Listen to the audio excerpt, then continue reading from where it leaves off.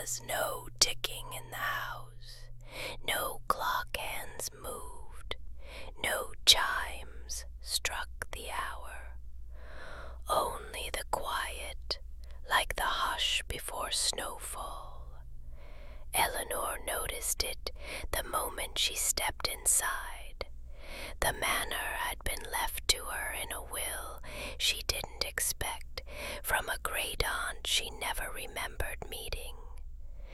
A name from a family tree, spoken once at a wedding and then forgotten.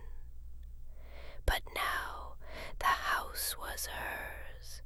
It stood at the edge of the coastal cliffs in northern Cornwall, stoic against the wind, its windows clouded like tired eyes. The solicitor had handed her the keys with a strange look. She never let anyone upstairs, he murmured, not even staff.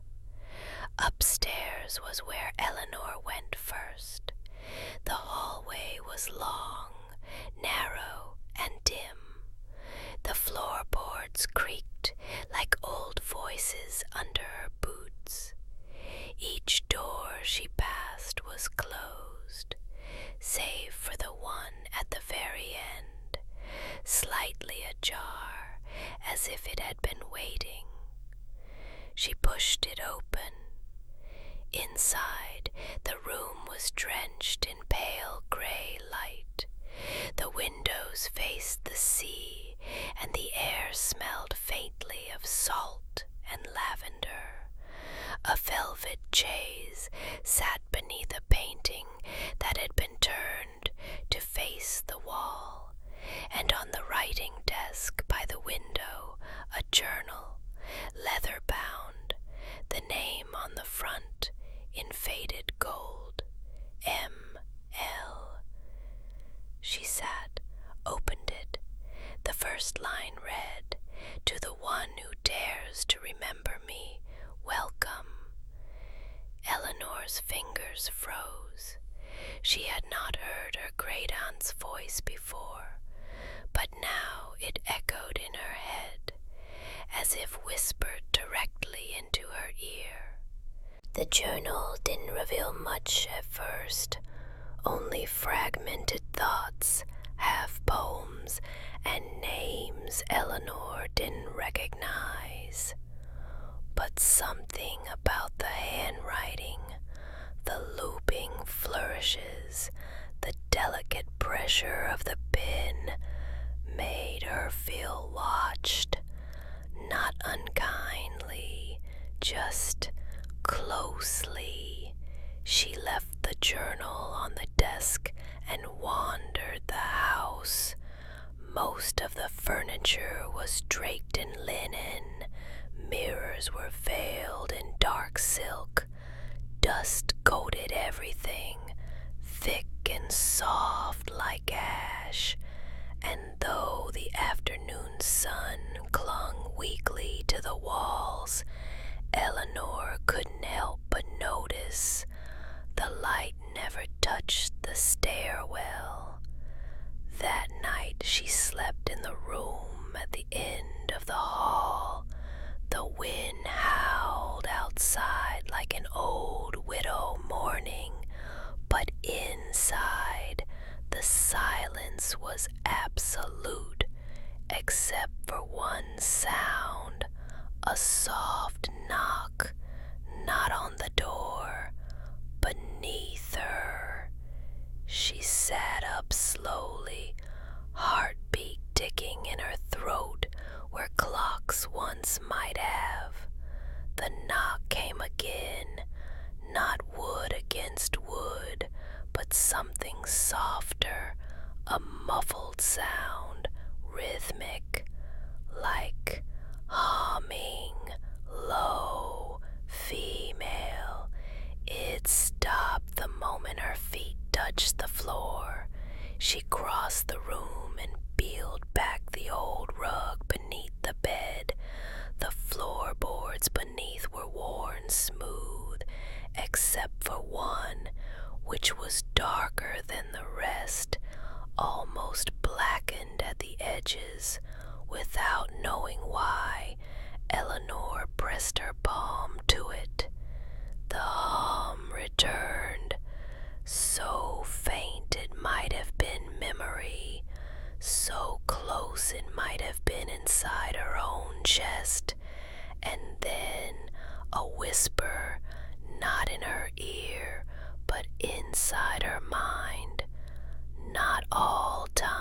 is lost.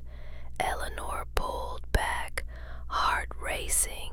The room was silent again. She didn't sleep. She sat by the window, the journal clutched in her lap, and watched the stars tremble above the sea. Eleanor wandered the house with heavy steps and heavier thoughts. The whisper still echoed faintly in her chest. Not all time is lost. Was it a memory, a ghost, or something older, something living in the walls? She followed a draft that trailed along the hall, like fingers tracing her spine. It led her to a door she hadn't noticed before, faintly painted, the same color as the wall, almost disguised. It opened with a long, reluctant sigh. Inside was a room painted in dusty blue. The curtains were drawn, but a soft glow crept through the slats. Dust floated like spirits in the light. It smelled of lavender and paint and something sweetly decayed.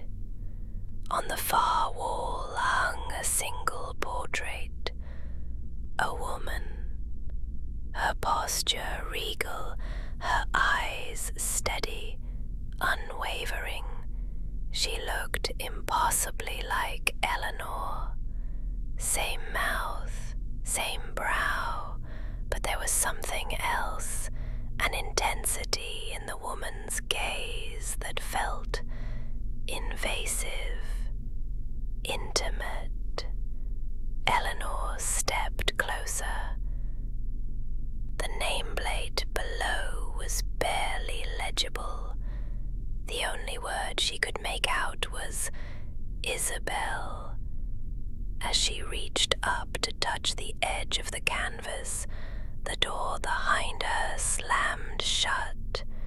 The sound rang out like a gunshot, sharp and sudden. She turned, heart leaping, but the room was empty, and when she turned back, the woman's gaze had shifted. Not her head, not her body, just the eyes. They now looked directly at her. Eleanor stepped back, breath caught, her hand tightening on the journal she still carried. Then, faint and brittle, came a sound. Tick, tick, tick. It wasn't coming from the room. It came from inside the walls, and this time the ticking wasn't from a clock. It was coming from beneath the paint, behind the portrait, within the house itself. Eleanor whispered aloud to no one, "Who are you?" The portrait said nothing, but something in Eleanor had already begun to change. The house was speaking, and now she was listening. The rain came heavy that night, tapping on the tall windows like long-forgotten fingers. Eleanor had hardly moved from the armchair since dusk. A fire crackled weakly in the hearth, casting flickering amber light across the parlor. In her lap rested the book she had found in Isabel's room, a weathered journal with its pages half torn, half filled, written in two distinct hands. She had read every word. Some of the entries were from Isabel, others, curiously, from someone named Juliet. The house groaned softly as though listening. Eleanor stood. There was a passage in the journal, a cryptic line. Below the sleeping lion's eye, where the warmth of silence lies. She crossed the great hallway, her bare feet silent against the creaking wood. The large painting of the lion above the staircase stared down at her with regal indifference. Beneath it, a faded rug stretched across the floorboards, heart racing. Eleanor dropped to her knees and lifted the corner of the rug. Nothing at first, but as she pressed her palm against the wooden floor, a soft, hollow thud responded. She reached for the iron poker from the fireplace, wedging it into the seam of the board. A gentle twist. The plank lifted. Beneath it, a hidden compartment. Inside, wrapped in oilcloth and age, was a bundle of letters, their seals broken. And among them, a single object, a delicate glass pendant, glowing faintly with a bluish sheen, as though it remembered being touched. She held it to her neck. It was warm. A scent filled the air, lilies and smoke. Behind her, the fire dimmed, and then softly, like breath on her skin, a voice, not spoken, but felt, filled her mind. You found me, haven't you? Eleanor turned, the pendant still glowing at her throat. In the mirror across the room, her reflection stared back, but her eyes were no longer hers. The rain had passed, but the scent of it still clung to the windowsills. Alara sat in the candlelit parlor, the unearthed letters spread out before her like a tarot reading waiting to be interpreted. Her fingers trembled as she opened the topmost envelope, older than the others, the wax seal cracked but unbroken. This one was addressed to her. Not her name, no, but the shape of it, the soul of it. To the one who awakens. The handwriting was hers, or close to it, unmistakably familiar, though she had never written it. The ink shimmered faintly in the flicker of the candlelight, as if it breathed. She read, "You found the house. You found the floorboard. You found me." Alara's chest tightened, her breath slowed, attuning to a rhythm that didn't feel like her own. The room seemed to pulse, shadows deepening, the chandelier above swaying ever so slightly, though no wind moved. "I've waited through lifetimes for you to return." The flame of the candle sputtered and elongated, casting long tendrils of light that moved like dancers along the walls. The pendant around her neck grew warm. Then, another presence. It wasn't a sound, it was a feeling, a hush in the air behind her. She turned slowly.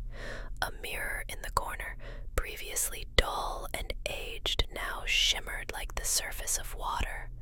And inside it, herself, but not quite. The woman in the mirror stood taller, her eyes darker, lips painted in blood-red confidence, a version of Alara that belonged to another century, another life. She wore the same pendant, and she smiled. Not a ghost, not a memory, a remnant. Alara stepped closer, heart thudding in her ears as she reached her fingers to the glass. The surface rippled, not cold, not solid, like velvet, like breath. The ink on the letter bled one final sentence. "Step through. The rest of you is waiting." She hesitated only a moment, and then she crossed the threshold. Eleanor stepped through the mirror. There was no jolt, no burst of light, just warmth. A hush. She found herself in a corridor that mirrored the one in the mansion, yet everything shimmered faintly as though dipped in moonlight.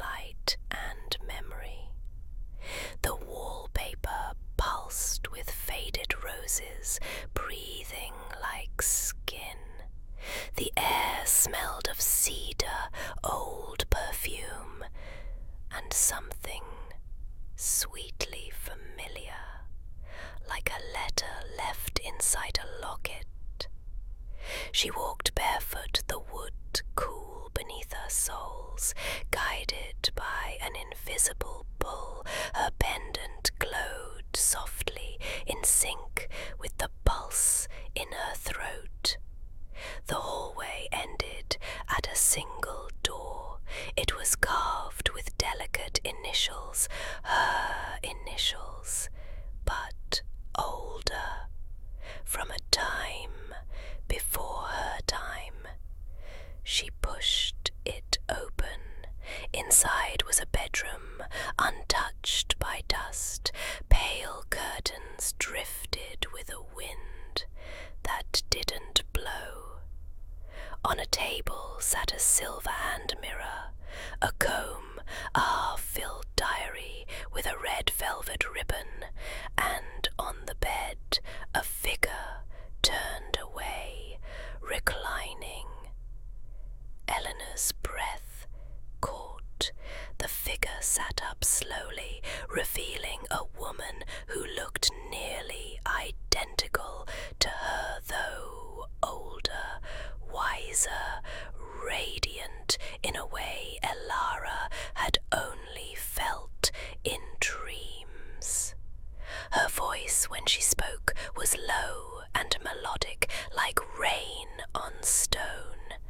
I wondered how long it would take you. Eleanor moved closer, unable to speak. You've seen pieces, the woman said gently. Letters, reflections, the ache that follows you from room to room. Eleanor nodded slowly. It was never a haunting, the woman whispered. It was a remembering. She reached out, brushing her fingers along Elara's cheek. You left too much behind. Love, hunger, power. So you buried it here. You buried me. I don't understand, Elara murmured, though she did. Somewhere deeper than language. The woman smiled. You don't need to. You only need to choose. A soft wind stirred the room. The diary fluttered open, pages filled with handwriting that danced like ink in water. You can return to your life, unchanged but always longing, the woman said, or you can stay, finish what you began, before you forgot who you were. Eleanor looked down at her own hand. The moment Eleanor crossed the threshold, the air in the mirrored room thickened, soft as velvet, warm as breath on a candle flame. Light pooled around her ankles, rising in slow eddies, until every inch of her felt touched, noticed, known. The other woman, her older, fuller self, stood from the bed. She did not speak. She simply placed the palm over Eleanor's heartbeat. A hush fell inside Elara's mind, like snow muffling a city. In that silence, memories long buried stirred. A childhood wish silenced by duty. A first kiss she'd convinced herself to forget. The thrill of writing forbidden thoughts in the margins of her school books. Every denied hunger surfaced, shimmering, asking to breathe. Her pendant glowed brighter, the blue deepening to indigo. She felt it pulse once, and then slide cool and liquid into her skin, leaving a single point of warmth over her sternum, an ember she could never again ignore. The woman's fingers trailed upward to Eleanor's cheek, tracing the path of a tear she hadn't noticed. This house was never a prison, the voice inside whispered. It is the vessel that keeps what you abandon safe. Eleanor inhaled, a long, tremoring breath. tasting cedar smoke, winter lilac, and the copper tang of daring. With every inhale, walls faded. With every exhale, she felt seams within her stitching closed. Two versions of the same soul knitting into one seamless being. When she opened her eyes, the room had changed. No longer a spectral replica, but a luminous chamber lined with mirrors of shifting silver. In each reflection, she saw a different moment of her life. Failures, small rebellions, flickers of secret joy, none of them shameful now, just threads in a tapestry richer than she had ever allowed herself to see. She pressed a hand to the warm ember at her chest and finally spoke aloud, voice barely more than a breath. "I choose to remember." The mirrors rippled like water catching morning sun, then stilled. The older self smiled, a smile that was suddenly, unmistakably, Eleanor's, before dissolving into light that folded gently into her body, like ink sinking into parchment. She was alone again, but never again divided. Outside the chamber, the grand hallway waited, its clocks silent no more. Somewhere deep within the timbers, gears began to turn, impossibly soft ticks joining the rhythm of her breath. The rain had returned to Vienna, soft and insistent, like fingertips tapping on a window pane. Eleanor stood once more at the threshold of the manor, the iron key now warm in her gloved hand. The house behind her was no longer a puzzle. It was a part of her. Each room she had walked, each secret she had uncovered, had peeled away something long buried. Shame, doubt, the haunting silence she'd worn like perfume. Now she wore something else entirely. In her satchel was a final letter, found beneath the floorboards of the piano room, folded into the lining of a forgotten metronome. It had not been written for her, and yet every word had spoken her name. She had read it by candlelight twice. To the one who dares to feel, if you've found this, then you've already begun. Do not fear the hunger, it is your inheritance. She did not cry. There were no more tears, only a quiet reverence and the steady rhythm of her breath. At the Danube's edge, the water churned in silvery folds. Eleanor stepped closer to the riverbank, the sky bleeding lavender above her.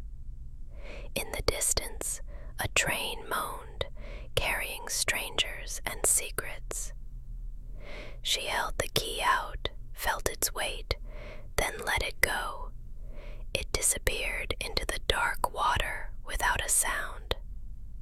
She didn't need it anymore. She turned and walked away from the river, her steps slow, deliberate, barefoot now on the wet cobblestones. No one waited for her, but she had found something better, herself, and maybe that was the point all along. Now, close your eyes. Let the rain fall softly on your skin. Let your breath slow. And let the story echo in that quiet, secret place, the one that always knew.